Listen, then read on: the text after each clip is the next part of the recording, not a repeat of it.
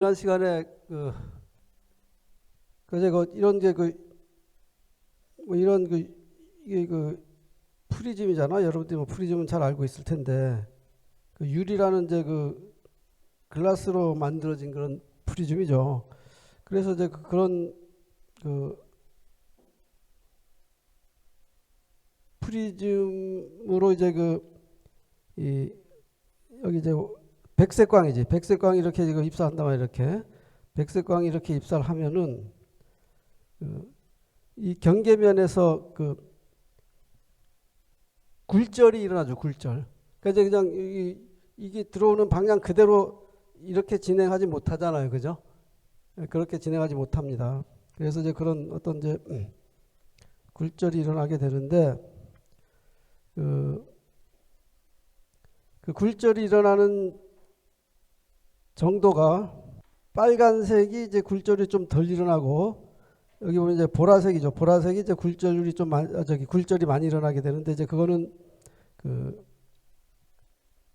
굴절률이 여기 보면 이제 이 어떤 게 이게 유리 물질이 여러 가지 유리 물질들입니다. 이런 것들이 다 유리 물질들인데 그것들이 이제 이 파장 그러니까 보라색이거나 또는 이제 어떤 초록색 뭐 파란색 또는 이제 여기 빨간색 그 색깔에 따라 가지고 파장에 따라 가지고 굴절률이 이렇게 좀 변한단 말이에요. 이렇게 굴절률이 이렇게 좀 작아지죠. 이제 파장이 길어지면 빨간색 쪽이 파장이 길거든요. 파장이 길어서 긴 파장 쪽으로 가면 이제 굴절률이 작아지는 이제 그런 결과가 발생합니다. 그래서 스네리 법칙이라고 하는 게 있는데 스네리 법칙은 이제 어떤 빛이 이제 광선이죠. 광선이 입사하고 이렇게 반사하고 또 이렇게 굴절을 하는데 그 입사각도하고 그다음에 여기 굴절각도 입사각도하고 굴절각도는 여기 수직선으로 그어진 이 법선을 기준으로 이제 정해지는 그런 각도죠. 이제 그다음에 이제 NI는 이제 입사 쪽의 굴절률, NR은 이제 이 굴절된 영역, 이쪽 영역의 이제 굴절률입니다. 뭐 그래 가지고 이 사인 세타 R는 NR분의 사인 세타 I 뭐 이렇게 세타 I는 동일하죠. 같은 이제 같은 세타 I로 들어오는데 요 백색광 안에는 이제 여러분들 알다시피 햇빛 속에는 빨주노초 파남보가 다 섞여 있잖아. 모든 일곱 가지 색깔들이 다 섞여 있는 거죠. 그래서 하얗게 보이는 겁니다. 다 섞여 있으니까. 그러니까 이제 하얗게 보인다는 게 우리 눈에 시신경이 이게 빨주노초 파남보가 다 들어오면은 하얗게 느끼도록 조물주가 그렇게 만들어 놓은 거야. 그러니까 이제 하얗게 보인단 말이에요. 빨주노초 파남보가 다 들어오면은. 그래서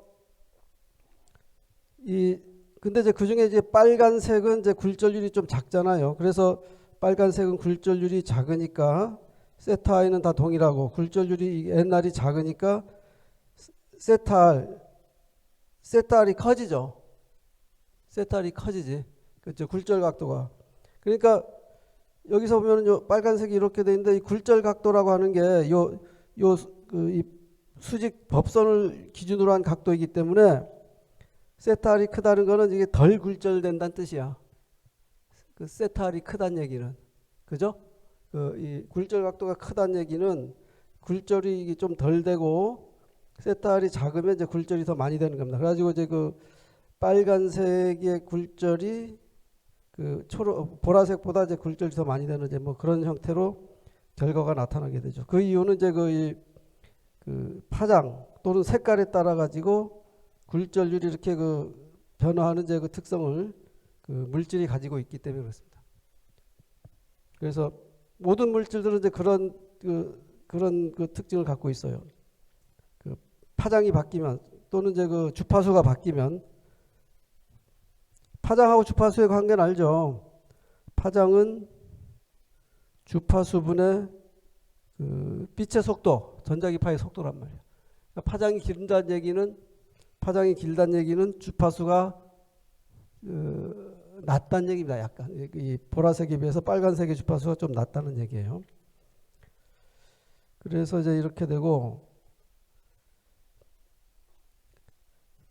그래서 이제 뭐 우리가 이제 지난 시간에 얘기할 때 무지개가 생기는 그 뭐 과정은 이제 그 공기 중에 어떤 이제 물방울들이 이렇게 있으면 그 물방울에 의해서 이렇게 그 빨간색의 그 굴절되는 정도하고 이제 보라색이 굴절되는 게 이런 다르기 때문에 우리가 멀리서 보면 이제 그 빨주노초 파나모가 이렇게 그 분리돼서 우리가 보이게 되죠. 그러니까 공기 중에 무수히 많은 물방울이 있잖아요. 그렇죠? 하늘에 무수히 많은 물방울이 있으니까 무수히 많은 물방울에서 굴절되는 게 이제 그 우리 눈으로 들어올 때는 그렇게 보이게 됩니다. 그래서 이제 그런 이제 어떤 이제 굴절이라고 하는 현상이 발생한다. 디스퍼션, 그걸 이제 디스퍼션이라고 얘기를 해요. 디스퍼션. 그 같은 거를 이제 그 디스퍼션이라고 얘기를 합니다.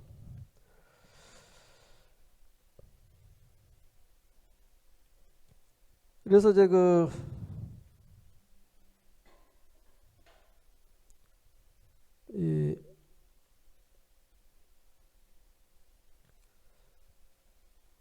그리고 이제 또 한 가지 경계면, 뭐 예를 들면은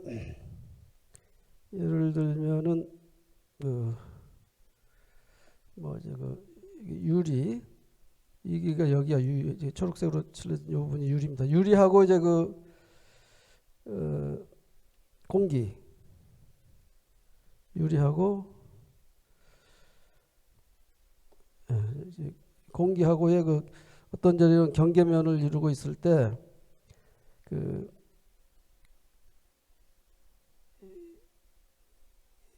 여기 이제 유리의 굴절률이 항상 작거든요. 저기 이제 공기의 굴절률이 유리의 굴절률보다 작습니다. 공기의 굴절률이 제일 작아요. 굴절률이 1이야, 1. 그래서 그래가지고 이 스넬의 법칙에 의하면 이제 ni sin 세타 n nr 이건 이제 1이죠. sin 세타 r인데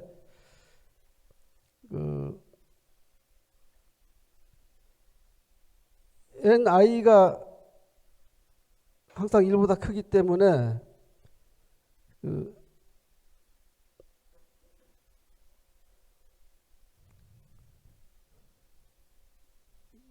굴절 각도 세타 사인 세타 r가 항상 이제 이 입사 각도보다는 커요. 그러니까 이제 이 n r가 이제 ni보다 작기 때문에 항상 세타 r는 세타 i보다 큰 특성을 가지게 됩니다. 이제 굴절률이 큰 쪽을 무슨 매질이라고 밀한 매질이라고 그러거든. 굴절률이 큰 쪽. 그러니까 이제 유리는 밀한 매질이고 공기는 소한 매질이야. 그래서 밀하다는 건 물질이 밀도가 높다는 얘기예요. 예? 공기는 물질의 밀도가 낮다는 얘기지. 그렇죠? 공기 중에는 원자의 성분이 별로 없잖아요. 원자 분자의 성분이. 근데 유리는 어때? 유리는 그 안에 이제 어떤 원자들이 막 뭉쳐 있는 거죠. 유리가. 그죠? 글라스가 실리콘하고 옥사이드 SiO2가 막 굉장히 강력하게 뭉쳐 있는 그런 물질이거든. 그러니까 물질들은 밀한 매질입니다. 공기는 소한 매질이고. 그래서 이제 밀한 매질에서 소한 매질로 이렇게 빛이 입사를 할 때 만약에 이제 굴절이 일어나면 이제 굴절 각도는 항상 입사 각도보다 커지게 되고, 그럼 이제 세타 i를 자꾸 키우다 보면 어느 순간에 굴절 각도가 90도가 될 때가 발생한다고. 그러겠죠? 그럼 90도가 됐다는 얘기는 뭐야? 요 밀한 매질에서 소한 매질로 빛이 하나도 안 들어간다는 얘기죠. 90도가 그러니까 다 반사한다는 얘기야. 그래가지고 이제 그렇게 되는 각도가 존재하게 되는데 그거를 이제 크리티컬 앵글이라 그래요. 사인 세타 C. 그래서 이제 요걸 이제 임계각도라고 부릅니다. 이거를. 그러니까 입사각도가 이제 임계각도보다 커지면은 전반사가 일어나게 돼요. 그래서 이제 입사각도가 세타 C보다 크면은 전반사가 일어난다. 이제 이건 지난번에 다 얘기하긴 한 건데 전반사가 일어난다 이거지. 그래가지고 이제 그 전반사의 원리를 이용하는 게 대표적인 그 광학 부품이 이제 프리즘이라고 하는 거죠. 프리즘.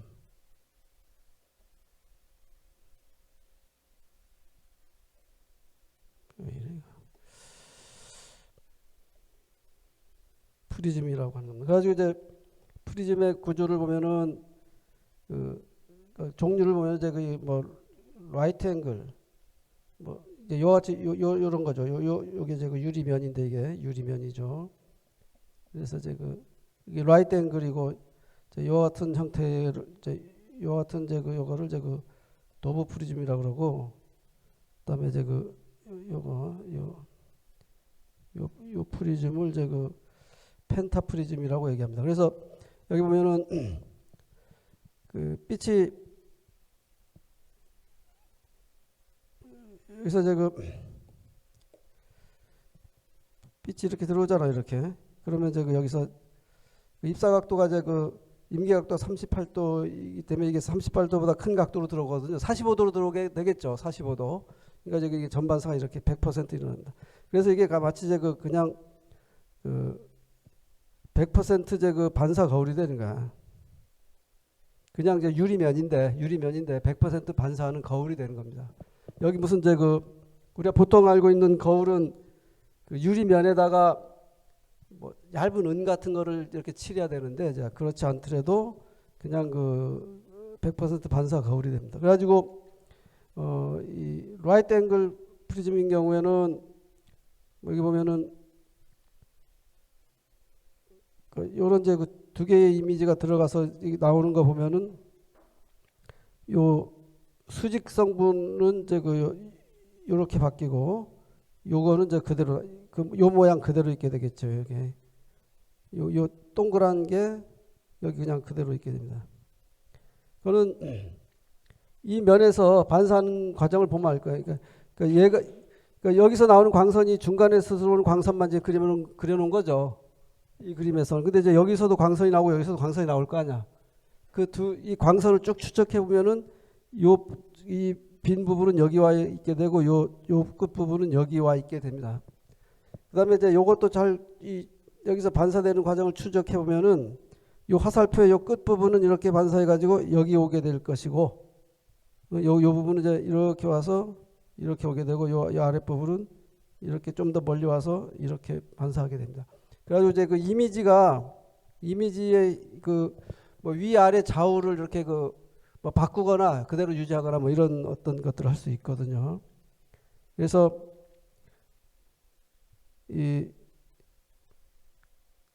특히 이제 여기 이게 아주 그 좀 복잡한 모양의 요게 이제 그 펜타프리즘이라고 하는데 이거 보면 이제 그 면이 몇 개 있어요. 면이 하나, 둘, 셋, 넷, 다섯 개 면이 있는 거거든. 면이 5개 있는 이제 그런 그 입체면입니다. 그래서 이제 이 같은 거는 구조를 보면은 이 밑으로부터 이제 요런 이미지가 들어가 가지고 여기 나오는 거 보면은 요런 모양으로 이제 바뀌어서 나오게 돼요. 그래서 그 모양이 이제 그대로 유지가 되는 거인 거죠, 이게. 그래서 이거는 잘 따져봐야 됩니다. 하여튼 그렇고 또 포로프리즘이라고 하는 건 이제 요 라이트 앵글 프리즘을 이제 그 두 개를 이제 조합한 거예요. 요거 하나하고 이거 하나를 이제 조합한 게 이제 그 포로프리즘입니다. 그래서 포로프리즘은 요 이미지하고 요 이미지를 이걸 요 프리즘하고 요 프리즘을 쭉 지나가서 보면은 요 이미지는 이제 이렇게 좌우가 바뀌게 되고 그다음에 그 위아래도 이렇게 이제 화살표 방향이 이제 그 위아래가 바뀌게 되는 이제 그런 형태로 이미지를 이제 그 이미지 방향을 바꿔주는 역할을 하게 됩니다. 그래서 이 포로 프리즘 요거는 이제 저기 쌍안경 같은데 이제 이런 게 들어있고, 요 펜타 프리즘은 어디 들었냐면 저기 저 카메라 중에 여러분들이 그 SLR 카메라 들어봤죠? SLR 카메라 전문가용 카메라지 뭐 보통 얘기하는. 그래서 거기에 이제 그게 사용이 되는 그런 프리즘인데, 하여튼 이제 이것들의 이런 프리즘이 그 동작할 수 있는 그 원리는 토탈 인터널 리플렉션이라고 하는 이제 그 광학적인 어떤 현상을 이용하는 거다, 이런 얘기죠. 토탈 인터널 리플렉션이라는. 그래가지고 그 프리즘을 이제 활용하는 이그젬플을 좀 보겠습니다. 그래가지고 그 SLR 카메라, 이거는 내가 이제 뭐 위키디피아 그런 데서 이제 가져온 그림인데, 궁금한 학생 거기 들어가보면 이제 자세하게 설명이 되어 있습니다. 그래서 그 SLR 카메라는 이제 뭐 이런 구조로 되어 있고요. 거기에서 이제 아까 얘기한 그 펜타 프리즘이 요거야, 요거. 펜타 프리즘이 이제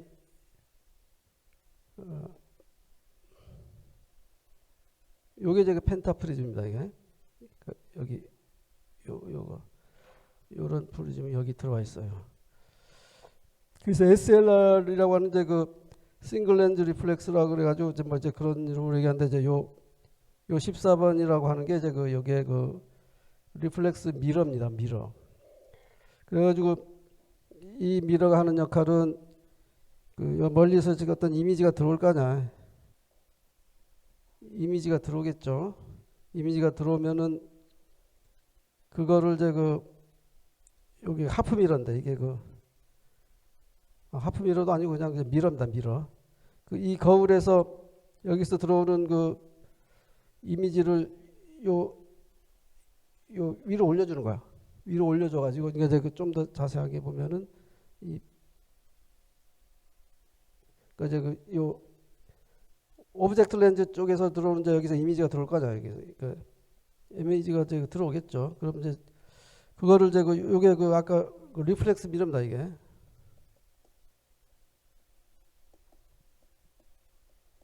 리플렉스 미러야. 그래서 요거는 이제 아까 우리가 보통 필름 카메라 같으면 이제 필름이고, 지금 우리 디지털 카메라, 디지털 싱글 리플렉스 렌즈 카메라인 경우 또는 이제 뭐가 되겠어? 시모스 이미지 센서가 이렇게 놓여 있겠죠.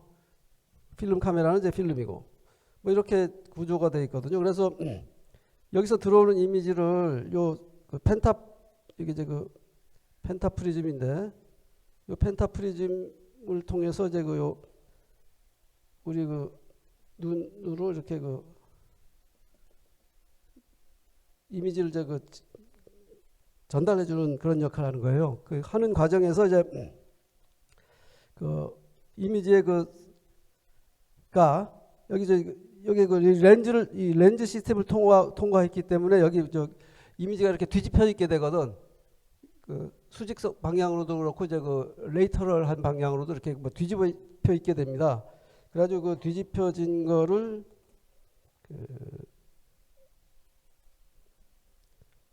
이런 식으로 이제 이런 이미지가 들어온 걸 이제 여기서 뭐 하여튼 이런 모양으로 해서 우리 지금 눈으로 코렉션이 된 상태로 이제 눈으로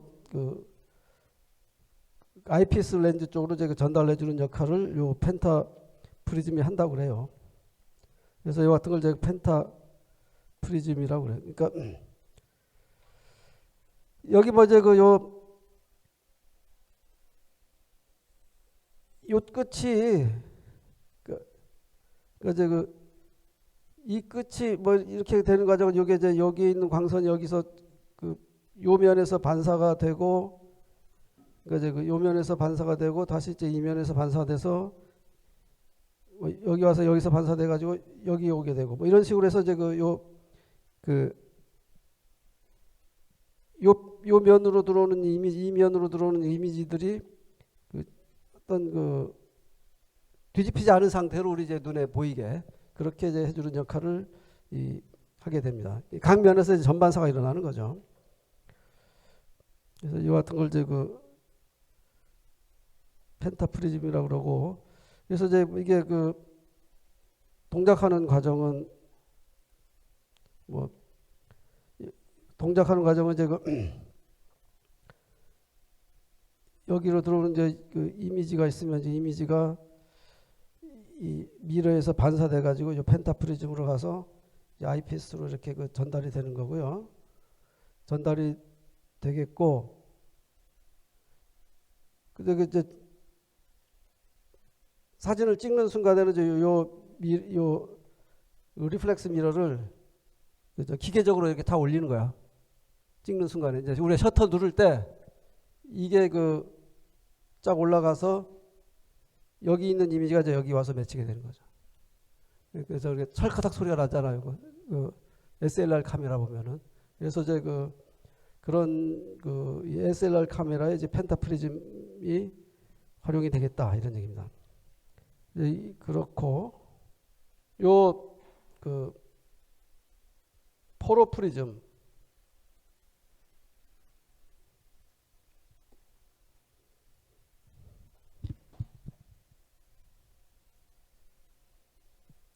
포로프리즘이죠. 포로프리즘인 요건 아까 이제 쌍안경에 사용된다고 얘기했는데, 이제 그거는 그 이제 여기서 뭐 이제 이렇게 사용되는 겁니다. 이제 이제 포로프리즘이 이렇게 있고, 여기 이제 한 세트로 이제 포로프리즘이 있는 거죠. 이렇게 한 세트로 이렇게 있고, 이렇게 있는 겁니다. 그래가지고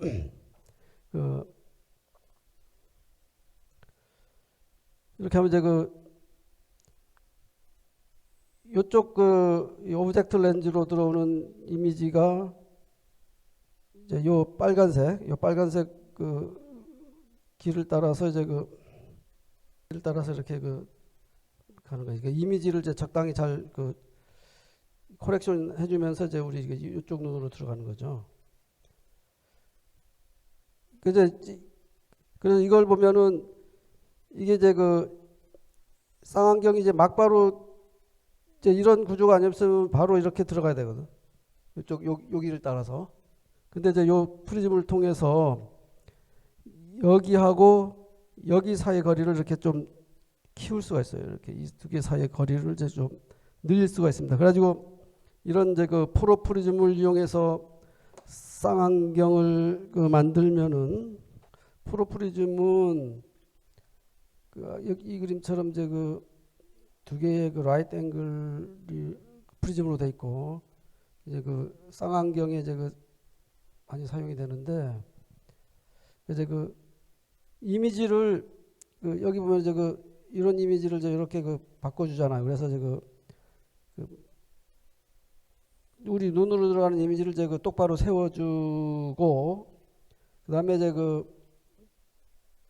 permit the distance between the object viewing lens to be greater than the normal eye to eye distance. 그러니까 우리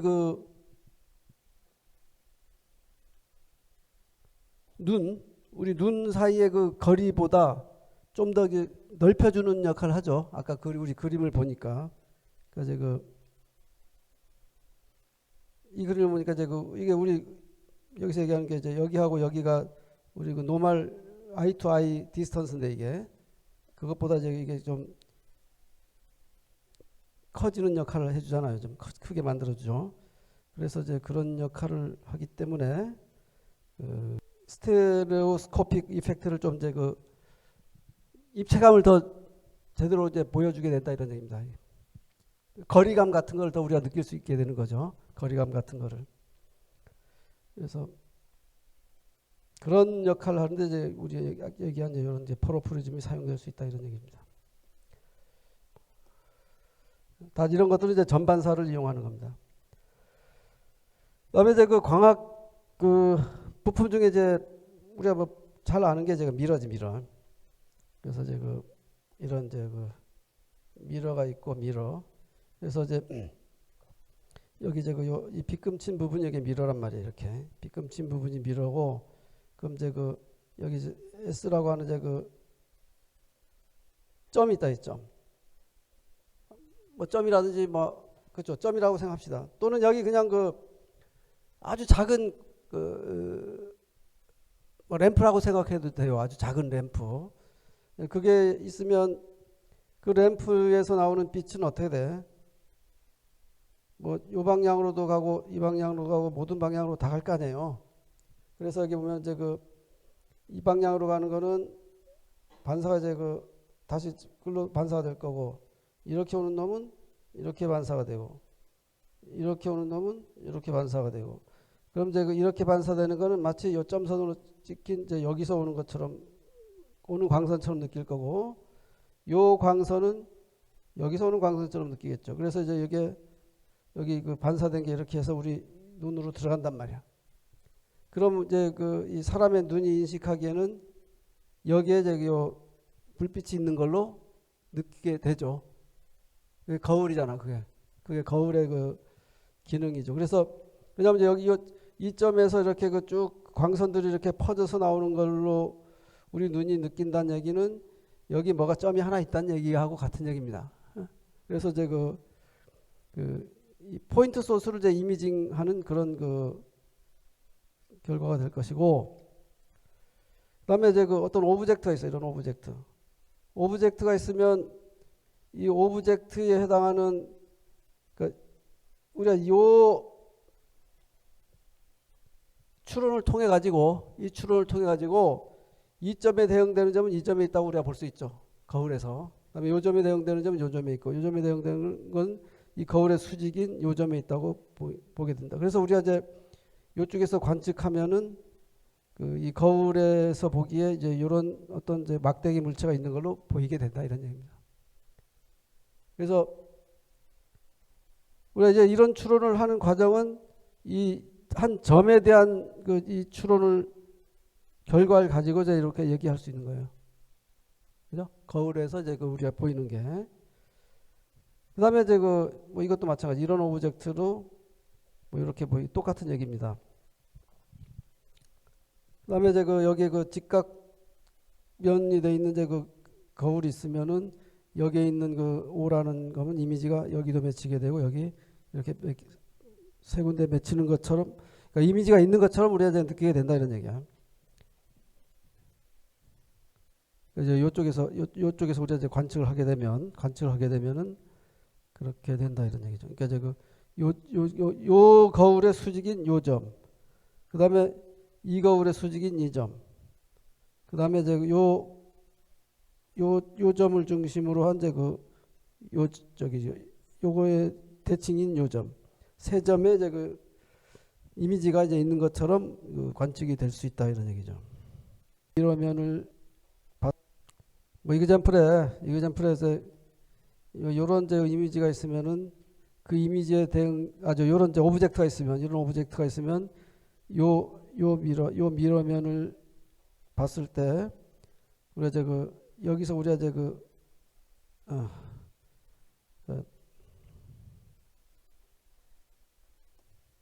여기서 봤을 때 이제 우리가 이제 요쪽으로 이렇게 할 때 이제 우리 느끼는 이제 그 이미지는 요런 이미지를 느끼게 된다 뭐 이런 얘기입니다. 그 추론은 요 점에 대응되는 이제 수직점, 요거에 대응되는 수직점, 요거에 대응되는 뭐 이렇게 연결해서 되는 요 이미지가 그 우리 눈에 보이게 될 거다 뭐 이런 얘기입니다. 그래서 그다음에 이제 그 미러가 좀 그 공면일 때, 스페리컬한 모양일 때, 미러가 공면일 때는 이제 여기서 보면은 이제 뭐 오목 거울일 때 또는 이제 그 볼록 거울 때 이제 요게 이제 그 거울의 면이고 이제 그 요쪽이니까 이제 그 요게 뭐 유리겠죠, 유리. 뭐 유리 아니면 하여튼 이제 뭐 어떤 어떤 물질이겠지.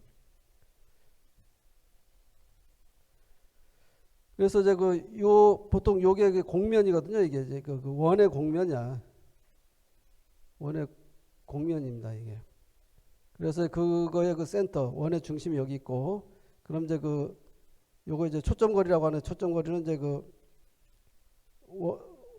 반지름의 이제 그 반값인 그런 값만큼 이제 가지게 됩니다. 이제 그렇게 되는, 그다음에 볼록 거울은 이제 여기가 이제 볼록한 거. 그러니까 볼록하다는 건 이제 요 오브젝트 요쪽이 오브젝트가 있는 쪽이죠, 이쪽이. 그러니까 물체가 있는 쪽이란 말이에요. 여기가 이제 물체가 있는 쪽입니다, 이쪽이. 그러니까 물체가 있는 쪽에서 봤을 때 오목하냐, 볼록하냐, 뭐 이렇게 이제 기준을 삼고 이제 얘기를 합니다. 그래서 이제 컨케이브 또는 이제 컨벡스라고 얘기하는데,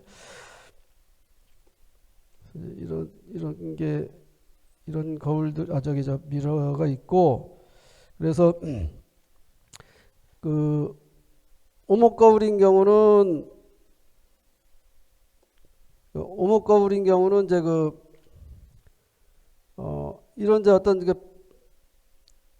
평행 광선이죠. 이제 이게 광축인데 요게 이제 광축입니다. 요 원의 중심을 지나가는 요게 광축이고, 이 광축의 평행인 광선들이 이렇게 쭉 들어온다 이거죠. 이렇게.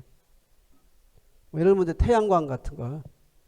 태양광은 이게 이제 엄청 먼 위치에 있는 이제 태양은 우리 이제 지구에서 관측하기엔 점처럼 보이는데, 그럼 이제 그 점에서부터 이제 광선들이 우리 지구로 이렇게 쫙 오는 거죠, 이렇게. 네? 이런 식으로. 사실 뭐 광선이라기보다도 저 웨이브가 오는 거야, 웨이브. 이런 이제 어떤 마루, 이게 이제 점수로 표현된 게 마루라 그러면, 요게 이제 마루란 말이야, 마루. 그 마루하고 마루 사이 거리를 뭐라 불러요? 그걸 이제 파장이라고 불러, 파장. 웨이브, 파장이라고 불러. 그래서 이제 이렇게 오면 이제 우리가 이 지구, 이게 지구면이에요, 이게 지구면. 지구면에서 보면은 이 광선 다발들이 이제 엄청 많이 오는데, 이게 다 어떻게 보이겠어요? 다 평행하게 보인다고. 거의 평행이라고 보면 돼요. 사실은 약간의 각도가 있지만, 그리고 이제 요 웨이브 면도 어때? 웨이브 면도 이미 다 펴져 있겠죠. 쫙 펴져 있겠지. 그래서 이제 이걸 이제 우리 보통 이거를 이제 평면파라고 얘기하는데, 마루가 쫙 평면인 그런 웨이브가 되거든요. 그럼 이제 이 마루의 수직인 방향으로 이렇게 오는 이제 광선 다발들을 이제 광선이라고 그래요. 요것들을 이제 우리가 레이라고 그러죠, 레이. 그래서 이제 이런 거울이라든지 또는 이제 다음에 얘기할 이제 렌즈 같은 거를 우리가 이제 설계하고 뭐 이렇게 할 때는 이제 빛을 이제 광선이라고 보고 취급하거든요. 그래서 이걸 이제 뭐라고 하냐, 이걸 이제 레이 옵틱스 또는 이제 기하광학, 지오메트리컬 옵틱스라고 불러요, 그거를. 그래가지고 이거를 이제 지오메트리컬 옵틱스라고 부른다. 또는 이제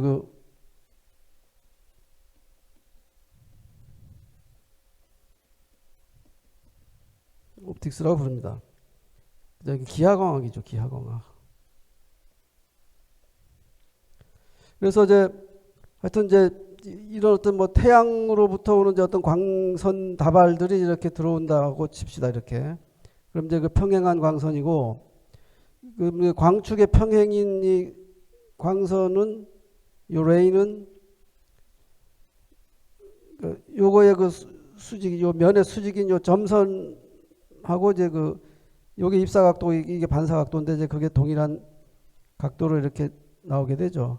그러면 이제 그 이 각도하고 요 각도가 이제 동일하게 반사되는 요 광선은 요 저기 그 센터, 원의 센터하고 요 V, 버텍스라고 부르는 요거의 중심을 지나게 됩니다. 모든 광선들이. 그래서 여길 지나가는 것도 여길 지나고, 여길 지나가는 것도 여길 지나고. 그래서 마치 이게 이제 이게 이제 렌즈로 치면 이제 볼록 렌즈가 되는 거죠. 오목 거울이 이제 볼록 렌즈에 해당하게 됩니다. 여기서 빛이 맺히게 된다 이거예요. 초점이 맺히게 되는 거죠. 그러니까 이제 이런 이제 평행 광선이 여기 와서 모이게 되는 거예요. 그런 역할을 하고요. 컨벡스 미러는 여기 이제 이 광축의 그 평행인 이런 광들이 이렇게 와서 이렇게 반사하는데, 요 반사하는 게 마치 이 오른쪽에는 이제 요 F에서부터 이제 여기서 출발한 광선이 오는 것처럼 광선은 이제 반사를 하게 된다.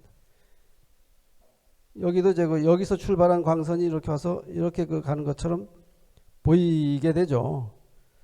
그럼 이제 요 거울에 누군가가 여기서 만약 관측을 하면, 우리가 이제 관측을 하면은 요런 광선, 이런 광선, 이런 광선들을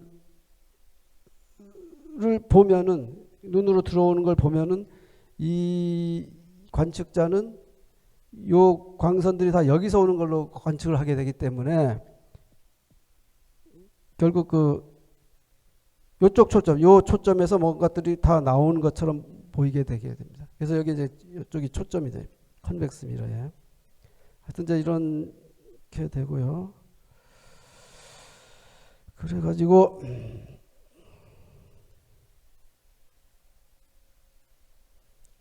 이제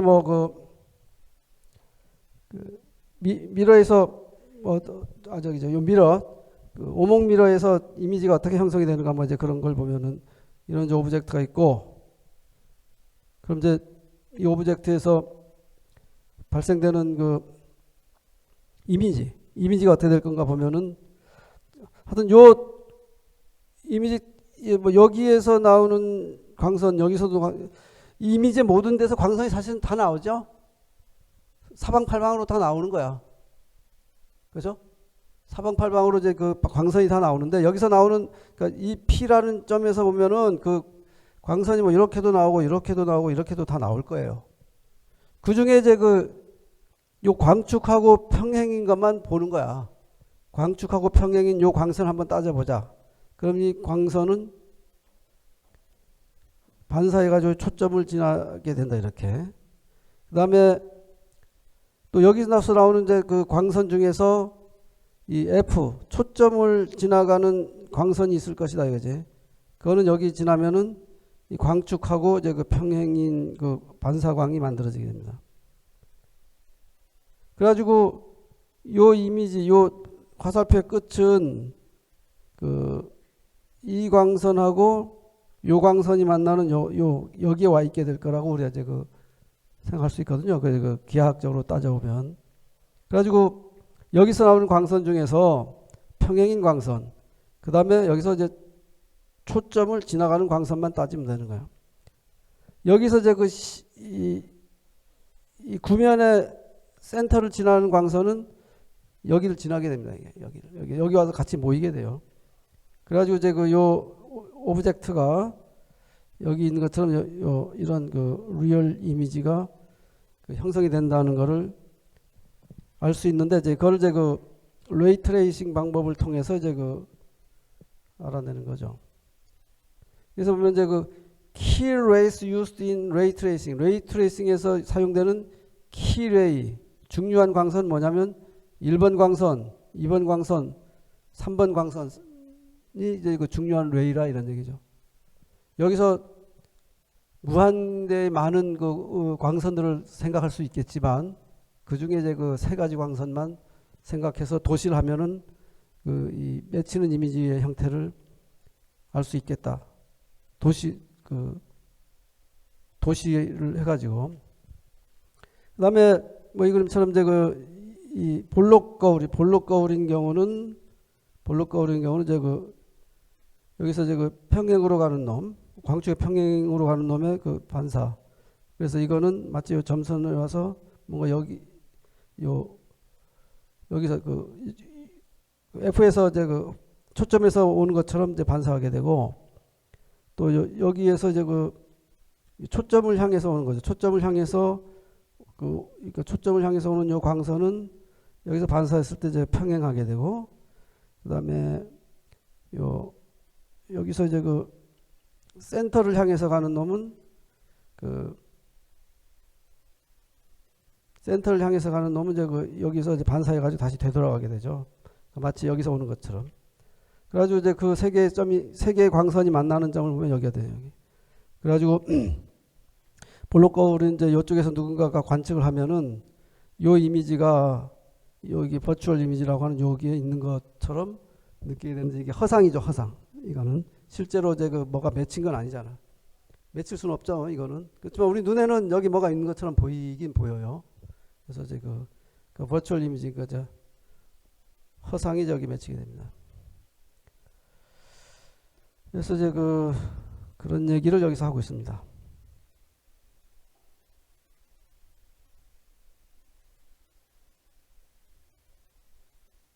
그래서 여기 이제 이그젠플이 뭐 있는데, 이제 이그젠플은 여러분들이 이제 여기 이그젠플이 있는데, 여기 있는 이제 그림을 아까 제가 설명한 거하고 이제 같은 얘기니까 여러분들이 다시 보면은 무슨 얘기인지 알 수 있을 겁니다.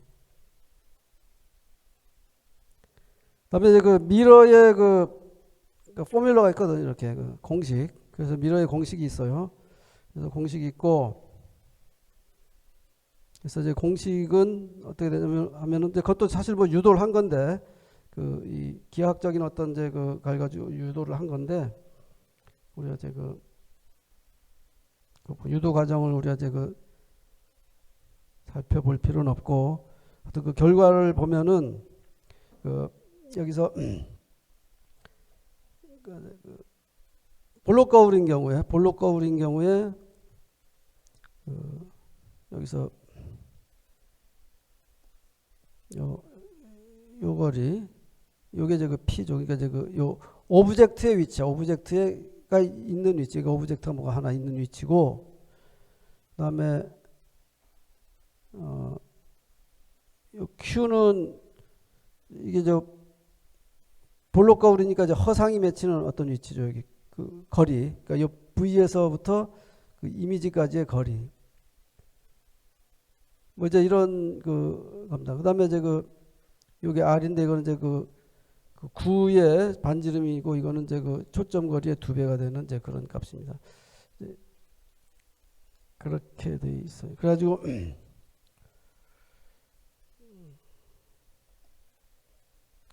이제 공식을 뭐 이렇게 쭉 유도를 했는데, 이제 공식은 뭐냐면은 결과적으로 뭐 이런 공식을 얻을 수가 있다, 뭐 이런 얘기입니다.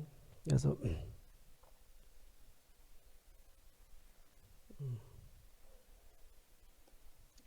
이런 공식. 그래서 오브젝트까지의 거리 P 더하기 이제 이미지까지의 거리 Q분의 1은 P분의 1 더하기 Q분의 1은 마이너스 R분의 2, 그러니까 또는 이제 마이너스 F분의 1이죠. R은 아까 초점 거리의 2배라고 그랬잖아요. 그래서 이런 결과 얻어지는데, 이때 이제 뭐 사인 컨벤션이 있어요. 여기 이제 왜냐면 이게 볼록 거울이냐 또는 이제 오목 거울이냐에 따라서 이제 좀 달라지는데, 이 사인이 뭐 여기 보면은 오브젝트하고 이미지 디스턴스 P, 그다음에 Q는 이제 다 양의 값이다. 이게 만약에 이제 버텍스, 아까 이제 9의 버텍스는 어딘지 알죠? 버텍스는 이제 여기란 말이에요. 여기 이제 여기 버텍스로부터의 거리입니다. 이제 오브젝트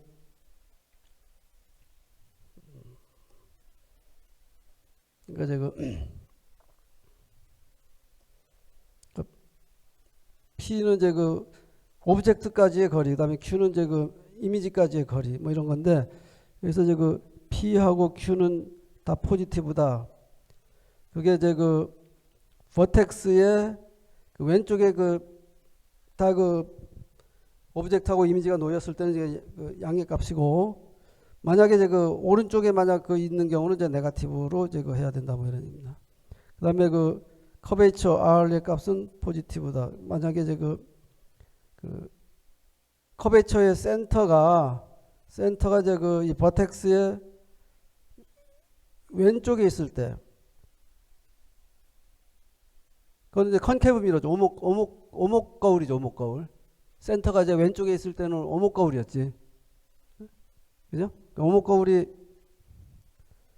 그러니까 이제 그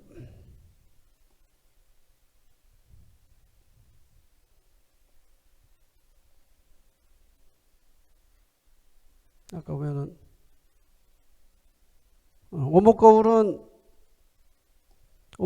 이제 그 요 센터가 요 미러의 왼쪽에 있잖아요. 그다음에 볼록 거울은 요 센터가 이제 오른쪽에 있죠. 오른쪽. 이 버텍스에 이제 그런 것을 얘기하는 겁니다. 그래서 이제 그런 경우에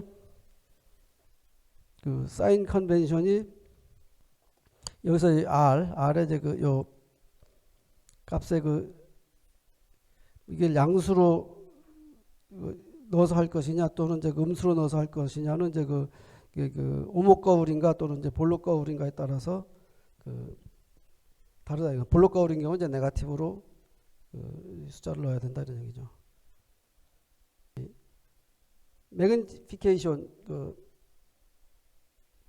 배율이죠. 배율. 이 배율의 식이 이제 그 뭐 Q분의 P인데 이게 그 P하고 Q의 부호에 따라 가지고 뭐 양이 될 수도 있고 음이 될 수도 있잖아. 그래서 이제 그 이게 음이 되면은 그 이미지가 뒤집어져 있는 거고, 양이 되면 이제 그 이미지가 이제 그 원래 그 오브젝트하고 이제 그 같은 방향으로 돼 있다 뭐 이런 얘기입니다. 하여튼 이제 이런 공식을 이용할 수도 있고, 그 이미지를 이제 그 트레이싱 할 때 또는 그 그냥 그지 도시해 가지고 그림을 그려서 우리가 이제 그 이렇게 따져볼 수도 있고 뭐 이렇게 된다 이런 얘기죠. 그래서 그 오목 거울, 볼록 거울에 대한 얘기를 했고, 이제 그걸로부터 이제 그 상이 어떻게 맺히는가 뭐 이런 것들을 이제 그 따져보는 과정에 대해서 이제 살펴봤습니다. 그러니까 이런 것들이 다 기하광학입니다. 기하광학. 그 광선의 그 경로를 추적해서 이제 그 어떤 그 광학 부품의 그 성질을 그 행태를 따져볼 수 있는 것이 이제 그 지오메트리컬 옵틱스라고 하는 것이고요.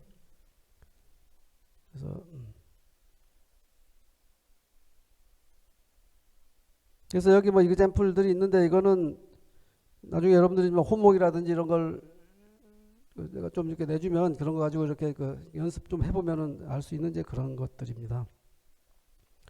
그다음에 이제 렌즈를 가지고 이제 이미지 포메이션 하는 과정에 대해서 이제 여기 지금 얘기를 하고 있는데요. 이제 그 이미지 포메이션 위드 렌즈. 그래서 렌즈는 뭐 여러분들이 잘 알다시피 두 가지가 있잖아. 하나는 이제 그 컨벡스 렌즈. 이제 그 보통 하는 이제 요거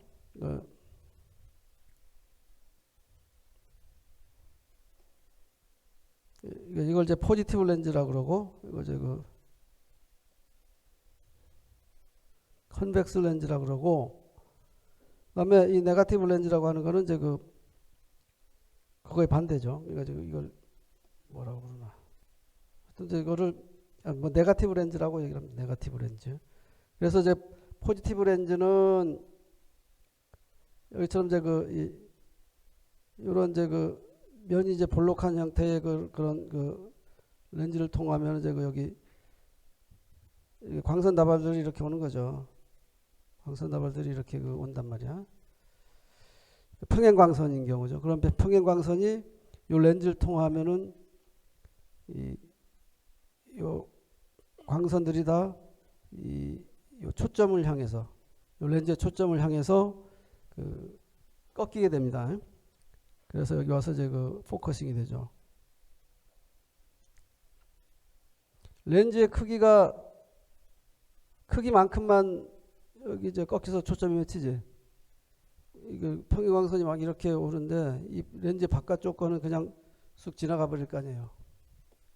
그죠? 그러니까 이제 만약에 이제 카메라라든지 이제 이런 거를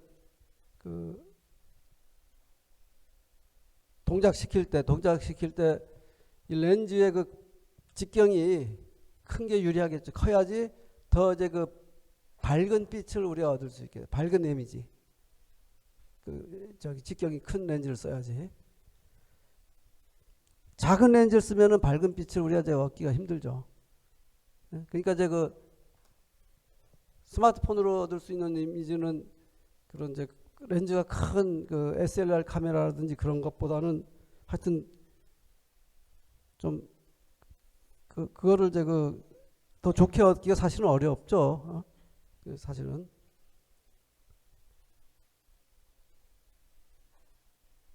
아니면 이제 굉장히 좋은 필름을 쓰면 돼. 필름 카메라 같은 필름을 굉장히 감도가 좋은 필름을 쓴다든지 또는 이제 이미지 센서를 쓰면은 굉장히 감도가 더 높은 이미지 센서를 쓴다든지 이렇게 하면 되겠죠.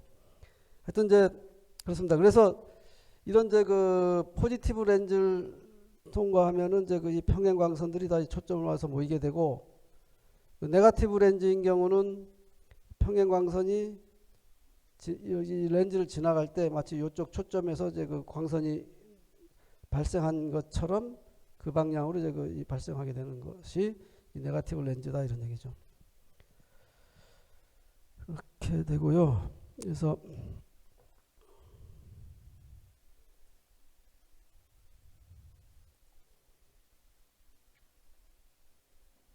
뭐 이제 똑같은 얘기를 여기 있는 이제 이 그림들이 이제 다 비슷한 얘기를 이제 하는 겁니다. 그러니까 이제 만약에 여기 이제 아주 작은 광원이 있으면 이 광원으로부터 이렇게 광선이 이렇게 나오겠지.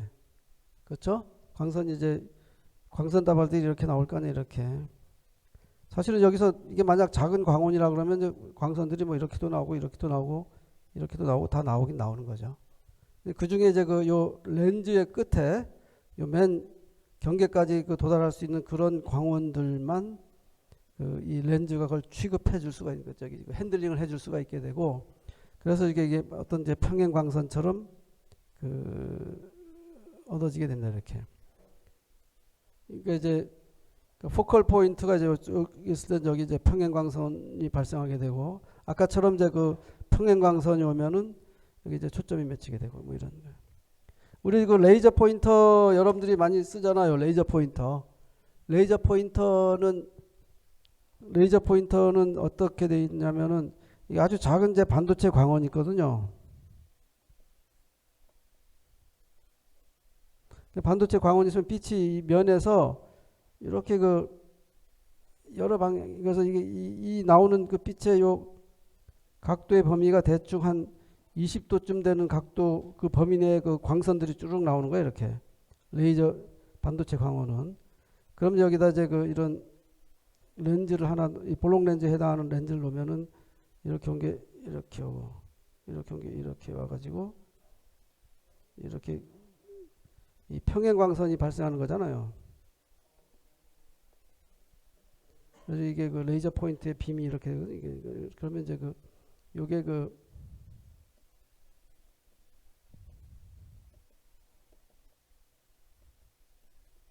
빔이잖아. 그럼 이제 요거의 요 빔의 직경이 대충 뭐 우리가 보기에 한 몇 미리 정도 되는 것 같죠. 몇 밀리미터. 그게 이제 이 포톤 다발들이 이렇게 나오는 거예요. 포톤 다발들이 이렇게 쭉 나오는 겁니다. 포톤들이. 그다음에 이제 파동의 입장에 서면 여기 마루 이렇게 오는 거죠. 평행광선이. 평행광선이 이 작은 이 몇 밀리미터의 작은 영역 내에 그 국한이 돼가지고 그 발생되는 평행 광선인 거야. 레이저 포인터에서 나오는 빔이라는 게.